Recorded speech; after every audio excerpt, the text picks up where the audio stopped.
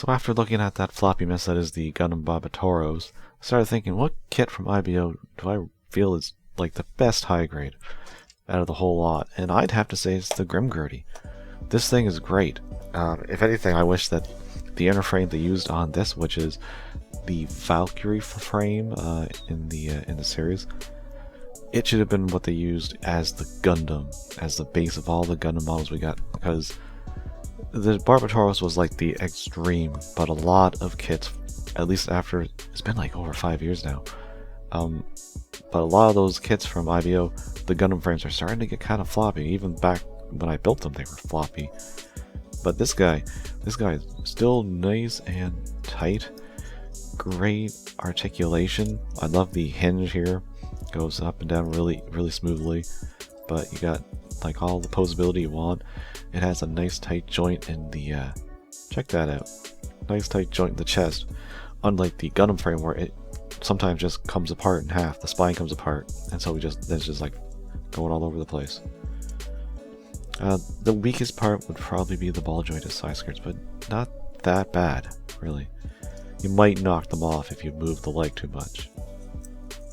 But everywhere else, it's great. And also the feet are small.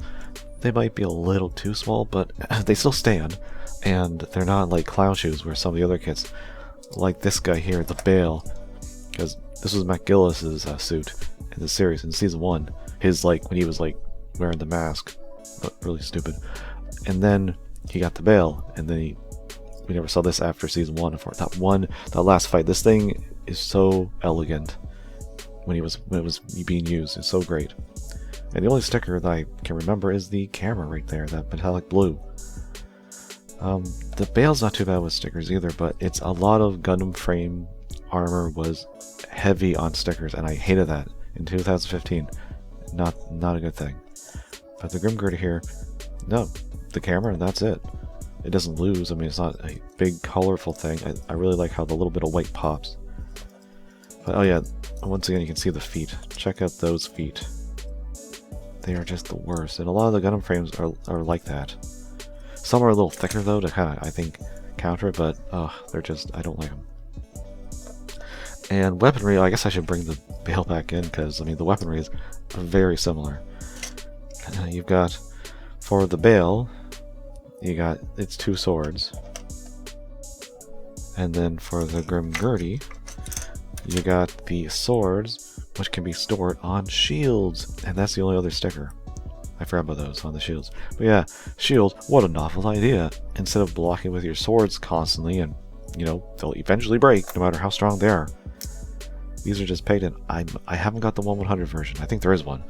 I never got it.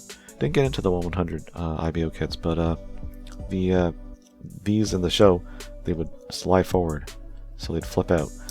And here you just have to peg them in either stored or out. So I'm assuming the 1/100 probably fixes that. I don't really know.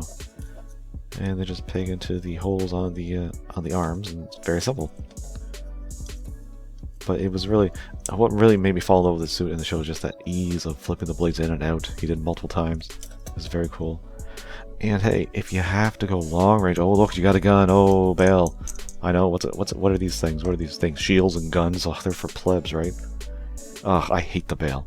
Only because it's just got swords. It's got, I think it had guns in here somewhere in the wings. Maybe these holes, these stickers. Yeah, stickers. It fired guns, I think, once. And then I couldn't really tell where they were. I looked and looked. Maybe I just missed it, but I couldn't even figure out where exactly in these wing thingies they do it. But he could have at least taken, like, I'm getting into the show, but he could have at least taken the gun and given it to him so he'd have a ranged weapon. Maybe just a little pistol or something. He could have, I'm sure, strapped it on somewhere, because, like, it's cool that the swords can attach to the back skirt.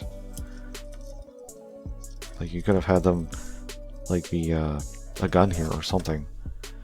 So, I think this should have been the high-grade Gundam frame. I think it would have been so much better. Now, I don't think the articulation is quite up to snuff with the Gundam frame, but why they become so floppy and loose is because they're a little too articulate and not enough armor on some places. Where I think this one has just the right amount, and the joints seem to be a lot stiffer. Although maybe I got a good one, and this whole video is just for pointless. So what I personally would have liked is if it wasn't the Gundam frame, it should have at least had more. We had that, I think, weird bull looking one, which is like, I think using the same frame. But okay, hold your horses past me. I've been doing the editing and I realized there is another high grade IBO kit that recently came out that is using the Valkyrie frame. It's the Sig Run. Pretty cool looking model, and I'm definitely going to pick it up eventually. But I think that still only means we have around 2 Valkyrie frame high grade kits, because now that I've looked at it, the Helmwig Reincar, which is the one I was just talking about, is the Grimgerde. It just has completely new armor. That is the one cool thing about the IBO line. You can just put armor on these inner frames, like whatever, and make them look completely different, like the Vidar and the Kamaris. I gotta get the 1/100 Grimgerde. I'm sure it's amazing. So yeah, they needed to give us more. They can still give us more. I mean, they're still releasing kits. It's been over 5 years and they're still doing it. So yeah, maybe we'll see more. Who knows? I still love it.